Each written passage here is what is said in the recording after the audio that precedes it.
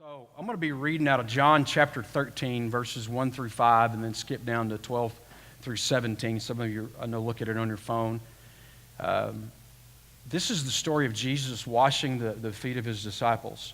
And before I do that, I just want to say this. I looked at, I think it was Wiley that I was talking to, or wherever Wiley went, and I said to him, I said, I think what we ought to do today in church is just have a really good time. You can say amen, it's okay. Y'all remember the days when we'd come to church and it was always boring and serious? Yeah, those days are over. So we ought to just have a really good time. And for whatever reason, I was remembering this story, so this is not my notes, so I'll just share it. But when I came to Howard Payne, I turned 19, and I was the oldest kid in my grade. My birthday's first week of September. So when I came to Howard Payne, I turned 19 the first week of September. And a few weeks later, the dorm director walked up to me and said, "You're a Bible major, aren't you?" And I said, "Yes, sir."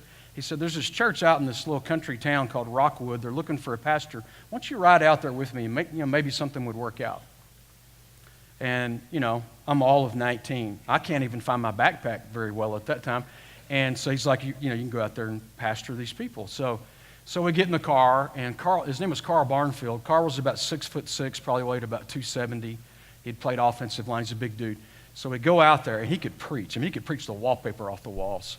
And he preaches to all of about 9 people at Rockwood Baptist Church.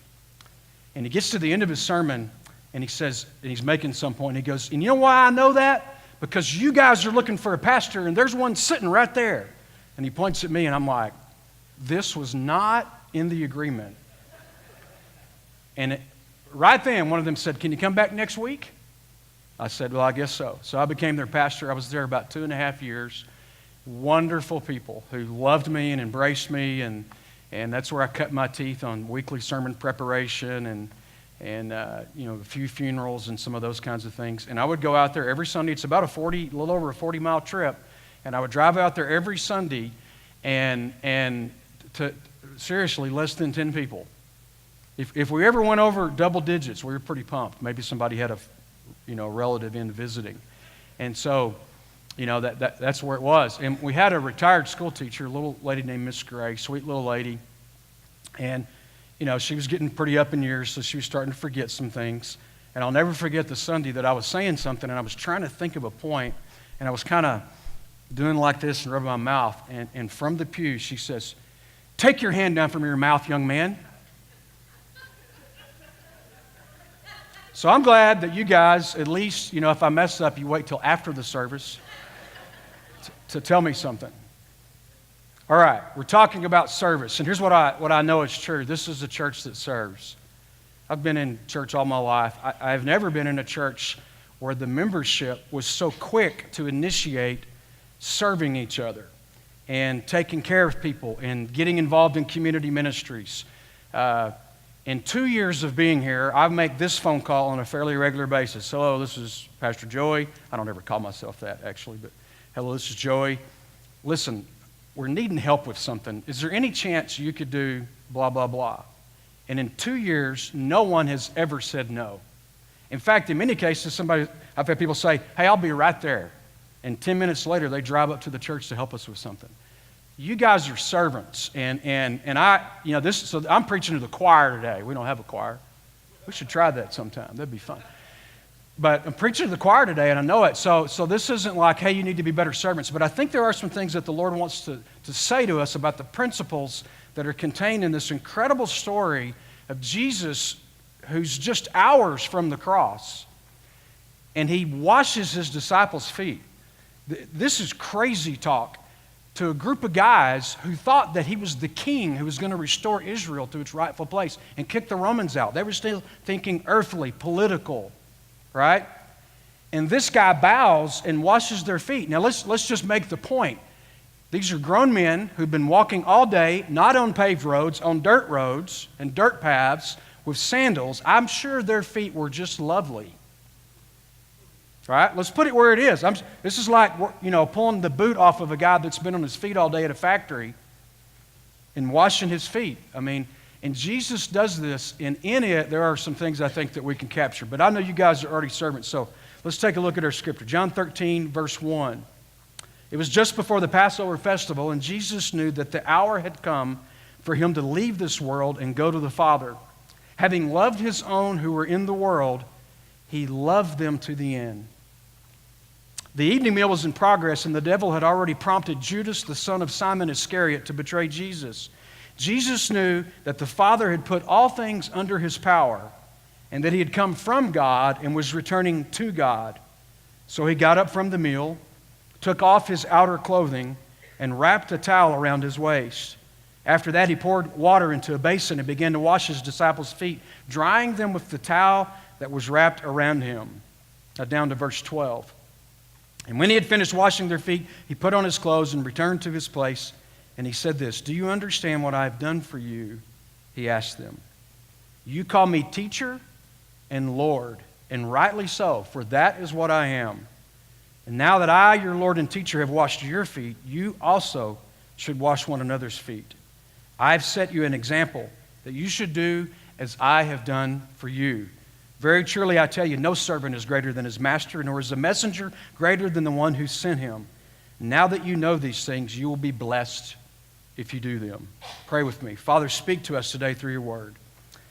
And God, I thank you that we are a church that serves, but today sharpen that edge of that sword. Sharpen us in our understanding of why we serve and the heart and the passion that we're to have for your people because of what you've done to change our lives.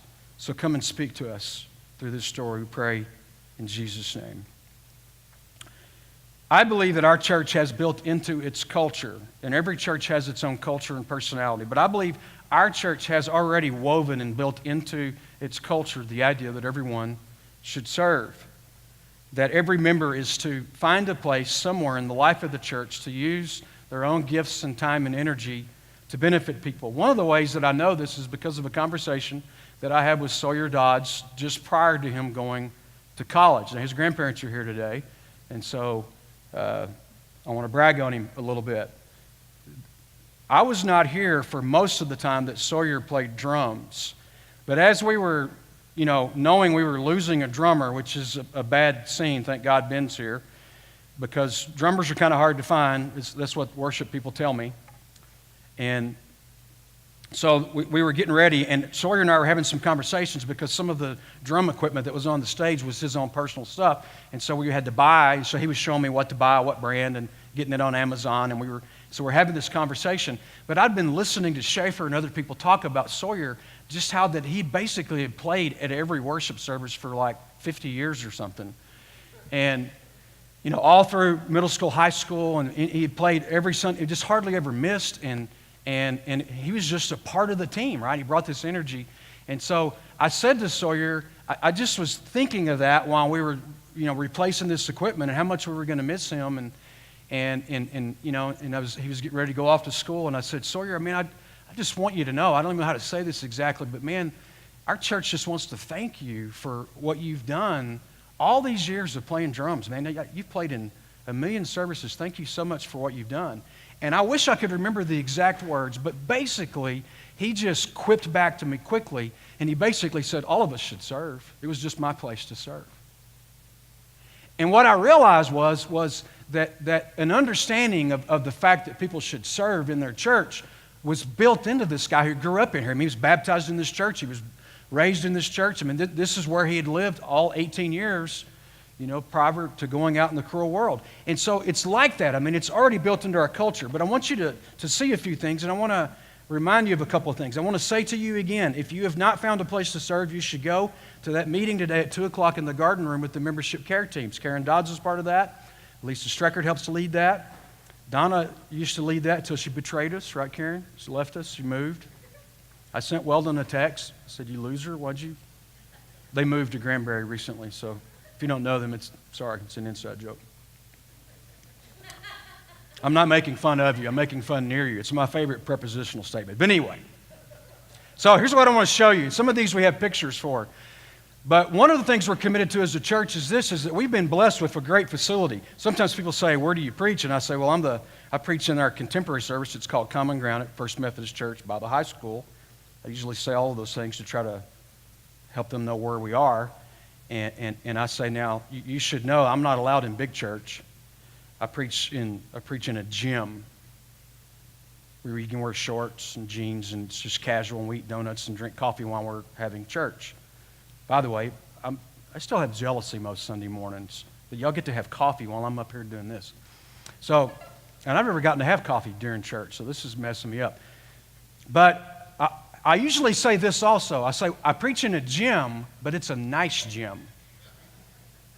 Right? This is a very nice facility. I don't know if you've ever noticed all the sound baffling above your head hanging from the rafters. That's thousands of dollars of sound baffling that was put in so that when, most gyms, when you play music, it echoes.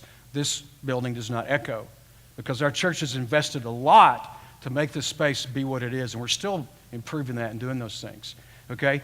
But when you're blessed with a great facility, you're also endowed with the responsibility to make your facilities available to the public. So we get calls all the time. Recently we had someone who was in our church who was involved in a foster care, and they needed a foster care like a group or agency. I don't know what you call it, but it was a group of people and they needed a place to do training, like, can we come to your church? And so they worked it out with Jay, and they came in all Saturday long. They were in our facilities. But I want to show you, what I did in my mind was I went back to last June, because when school ended, that just made sense to me. And I tried to think, and I may miss something here, but I tried to think of all the different things that we've had in our facilities since last June. So here's the list. Last June, we had the FCA Basketball All-Stars from the Big Country. These are boys and girls who were put on the FCA All-Star team from all over the Big Country. We fed them a meal. That was membership care team at work. That's a team you should go to at 2 o'clock today and join that. I'm really big on that, by the way. Just want to say it again. It fed them a nice meal, and then our Wiley Wood volunteered, and he put together a worship team and led worship. And we were one of 3 churches that did this. Our night was Friday night, and I think we'll do it again this year. And so we had this space full of athletes, many of whom, by the way, were not church kids. It was a chance to share the gospel with kids who, they're there to play basketball. And it was a great experience. We had a teachers organization this fall, use that space back there and fill it up, 40, 50 people. And they had a luncheon and an all-day meeting. And here's the first picture. I want to show you a picture of East Elementary on this stage. And they're coming back again. This is the 3rd graders back in October, I think. And I want to brag on Austin because when they said, hey, can we come and do like a musical at your deal, I'm thinking of kids up on the upper stage doing choir, which is what you see on the risers. But they also loved it because this lower stage gave them a place to do drama. And the problem with that is we didn't have all the right microphones to adequately record it and get it projected to the audience. So Austin, with his expertise, we spent a little bit of money, which stuff we needed anyway, and invested in some extra microphones and came up here and spent 2 or 3 hours talking to the teacher at East Elementary to get it done right. And then not only did we do it right, it sounded great, and we were able to record it and give it to them so the kids could watch themselves. Here's another picture. We do this every fall, the Gordon Wood Hall of Champions Banquet. And you can see on the picture Dallas Houston and then all the inductees, including Jackson Shipley and Roderick Jones there. I said the wrong name, I think, didn't it? What's his first name? Somebody knows? I think Roderick's his dad. But anyway, so that was there. And then we have a picture of 2 Christmas concerts that happened in the sanctuary. By the way, our sanctuary is fantastic for acoustics. It's a great place to have a choir concert because the acoustics are so good. And so the high school choir did it on a Thursday night, and a few days later on a Monday night, the middle school choir came. And our sanctuary, it's a beautiful sanctuary, great acoustics, was all decorated for Christmas. All they had to do was walk across the street from the high school to come over here. So it's a great relationship, and we hope to do that again. And then the next picture is a picture of the Lions football banquet that the Mother Club does every year. Do we have a football banquet picture? We don't? Okay. All right, so it was a good picture. I took it myself. But if you can imagine this space with 320 people around tables eating, the fun part was they said, we only need about 240 chairs set up. We asked them 3 times. They underestimated.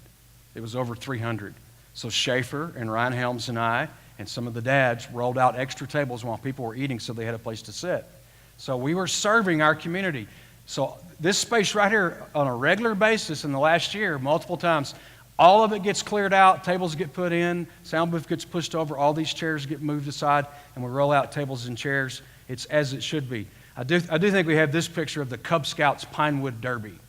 We got that picture. So this is where you're worshiping.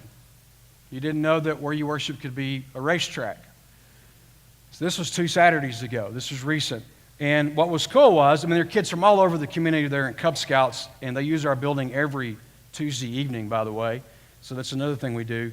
But it was cool that 2 kids who go to our church were the winners of this group. Charlie Chilcote and David Hahn won, their car won races, and they were able to do that. Okay, so I don't want to belabor the point, but we make our facilities. Now, here's what I want us to do.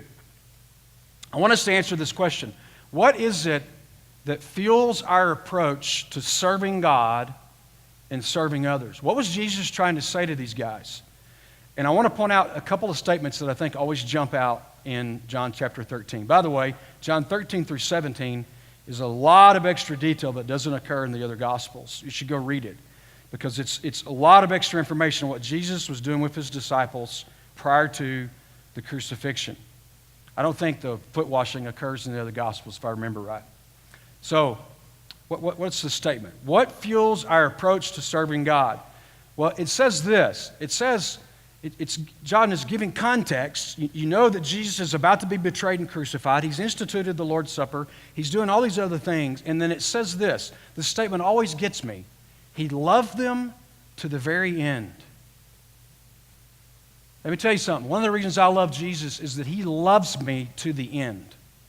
He's not partially committed until I flake out, or he's not partially committed until I get my act together. He is in it for the long haul. He was in it before I was in it. His grace was out there preparing a path and drawing my heart and trying to speak to me before I even knew that I needed him. You with me? His grace was drawing us. And then once we become committed to him, he makes a commitment that loves us to the end. Why did he say that? I think there's a lot of things, and I don't want to minimize anything when he's talking about to be crucified, but when it says that he loves them to the very end, and the next thing he does is washes their feet, what does that say to us? I think part of what that says to us is that loving him to the end was to put a picture in their mind that following the king means you serve people. Are you with me? These are the disciples that not long before this were going, hey, when we get to heaven, who's going to sit on the left and the right? I want to sit on the right hand of Jesus. Wrong picture. And so Jesus wanted to paint for them, loving them to the end means I'm going to paint for you what it means to follow me and love me. And it has something to do with washing people's feet, literally and figuratively. Because here's the deal. Commitment to the king means service to people. See, these were guys, again, who were thinking, he's the king of the Jews. He's going to restore the kingdom to Israel. He's going to kick the Romans out. We're going to have our temple back, have our country back. We're not going to have the Romans taxing us to death. And Israel's going to be back in its full glory, back like in the days of David. This is what's going through their mind. And Jesus is trying to show them about a kingdom that's much greater than that. Here's the second statement from the text. And Jesus knew that the Father had put all things under his power, and that he had come from God and was returning to God. Jesus knew that God had put all things under his power, and that he was returning, that he had come from God and he was returning to God. It's a great way of saying he really knew who he was. Can I remind you today that when Jesus was nailed to the cross, he was not a victim of his circumstances. He could have called down angels, right? We could have called down 10,000 angels and wiped them out. He went to the cross of his own accord. It was his love that held him there, we say, right? He went because he chose to go there. And he knew that he could die because he knew he'd be resurrected again. And he knew that he could go ahead and give his life up and be shamed and beaten and naked and hanging on a cross because he knew who he was and he knew who his Father was. See, the greater reality for the person that has the posture of being willing to humbly serve other people is that they know who they are. People that are insecure about who they are have to find other ways to prop themselves up. You know those people, right? Come on, you were just thinking about, Aunt Susie and Uncle Johnny or whoever. Right? People that are empty have to find ways to promote themselves. People that know who they are don't have to promote themselves at all. And they can take the towel off and humbly bow and wash people's feet and know that they're not going to get lost in the equation, not going to get confused for a slave or a servant because they know who they are. So he's trying to teach us something. He knew that he had come from God. He knew he was returning to God. And I want to say to you today, we are in exactly the same line. The resurrecting power of Jesus Christ that has saved us from our sins has put us in exactly the same line. We came from God, we're going to return to God, and we should be, of all people, secure in knowing who we are. Therefore, we don't have to be the first in line or ever be afraid to humble ourselves and serve others because we are secure in who we are. The people who can serve the best, who are most capable of completely humbling themselves, are the people who know who they really are. And they know what God has given them. I still remember standing in chapel one time at Mims Auditorium at Howard Payne, and you're required to go to chapel, get so many credits, so many semesters. And I was standing in line. We had these guest speakers, and they had arrived on the campus the night before. I may have told this story at some point. They had arrived on the campus the night before, and it was kind of late, and there was like an apartment where they were going to stay on campus where the university would house guest speakers and things, because chapel's the next morning at whatever time it was, 9 or 10 o'clock. And they were there, and they couldn't find the apartment. They were confused. They were walking around campus or something. And Dr. Newberry, the president of the university, comes along, probably in his house coat, which he would do pretty often, and he sees them, and he realizes he just happened to be driving by because he used to live down the street, and he pulls over, and he says, "Oh, I work here at the college. I can show you." And so he takes them down, and he shows them their room, and gets them settled in, welcome, anything you need, and whatever. And the next morning, I was standing beside them when Dr. Newberry came up, and I heard them say, "Dr. Newberry, we just want to apologize. We didn't realize that you were the president of the university." See, Don Newberry could show up in his house coat and be who he was, and embarrass the heck out of his daughters, by the way.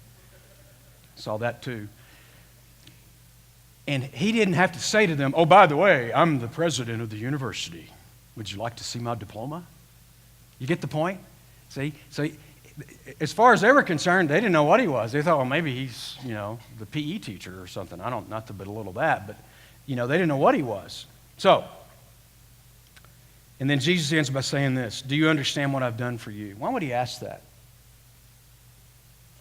I want you to imagine, they saw him walk on water. They saw him heal the blind. They saw him raise Lazarus from the dead. They saw him stand and refute the greatest religious scholars of the day and dress them down. They saw him heal the blind. They saw lame people stand up and start walking. They had been with him. They knew who he was, and they knew exactly what he was like. But you know what picture he wanted to leave in their mind before he went to the cross? Of a guy kneeling down and pulling out his outer cloak and washing their feet. Can you imagine that image in their mind forevermore? Here he is, King of Kings, and he's washing, which, by the way, was the job of the lowest class of slaves. When you knew you were on the bottom, it's because you were the guy that would wash people's feet when they would come to somebody's house. And so why does he ask that question? He wants to burn it in their minds that I want you to understand that if you're going to follow me, it means you're going to serve people. If you're going to follow me, it means you're going to humbly put other people first. This is what it means to follow me.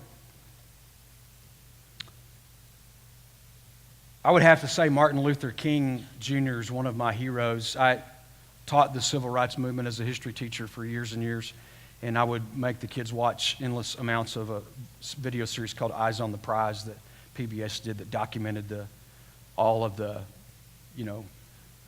Brown versus Board of Education case and the riots in Birmingham and all that. One of my favorite stories, and I watched it every year for 13 years or something, was the story of a guy named Andrew Young who was one of Dr. King's closest advisors. He was standing right by him there at the hotel in Memphis when he was assassinated in '68. And he said that they were at this other meeting. I can't remember which city. It seems like it was in Birmingham. And they've been having some real success in getting the city officials to desegregate buses and do these other things. And they had a great strategy. But the people in this one particular city, I think Birmingham, had figured it out. They'd gone and interviewed people, watched and listened. And so now they were doing what they've been doing in other cities, and they weren't getting anywhere. And for days and days and days, they were just there, and everybody's getting arrested. Hundreds of people going to jail of all ages in order to fight for their rights. And they went back to the hotel, and so it's Dr. King and Andrew Young and all these other the leaders, and they're completely at a loss as to what to do next. And he said Dr. King got up abruptly, went back in the other room, closed the door, came back out in his kind of street clothes, blue jeans. And he looked at him and said, you know what, I really don't know what to do. I really, for the first time, absolutely don't know what to do. But I know this, I can go to jail. And if everybody else is going to go to jail, I'll go to jail. And he walked down the street, broke a law on purpose, and was arrested. And then he would write what is, in my opinion, one of the greatest pieces of literature in American history, the letters from the Birmingham jail. What's the point? As the leader, he could have just stayed out. I'll let everybody else go to jail. I'll do the strategy part. It's the more important part. His point was kind of like, if all my people are going to go to jail and we're not getting anywhere, I'm going to go to jail with them. And it's kind of that same thing. A good leader always goes to jail with his people. Now, I want to just state very clearly, if you do something really stupid today and get arrested, I'll come visit you. And we can talk through the little glass. So I've done it a few times, talk through the window, but I'm not coming in there with you. It's a different scenario. What was his example? You call me teacher, you call me Lord. Are you ready to put your money where your mouth is? If I'm Lord, if I'm teacher, if I am who you say I am and what you believe I am, then I'm telling you this, you better get ready to serve. And this is why we serve in our church, to do what we need to do. I want to ask the worship team to come. And I want to finish this with a couple of thoughts. Was it possible that the disciples had a skewed vision of what it meant to follow Jesus? I think it was very possible. Is it possible for us, in all of our different kinds of contexts, to get sort of an altered view, a skewed view of what it means to lead and love and what it means to really serve? Absolutely we can. So we need the Lord's help to always remind us of that picture and remind us of what is a very straightforward statement. If I, the King of Kings, who existed at the beginning of creation, the Word of God made flesh, if I have washed your feet, then you need to make sure that you also are washing others' feet. I'm so grateful to be part of a church that has made service a part of our culture. It's a part of our DNA. And I hope that we'll remember that to follow the King is to serve His people.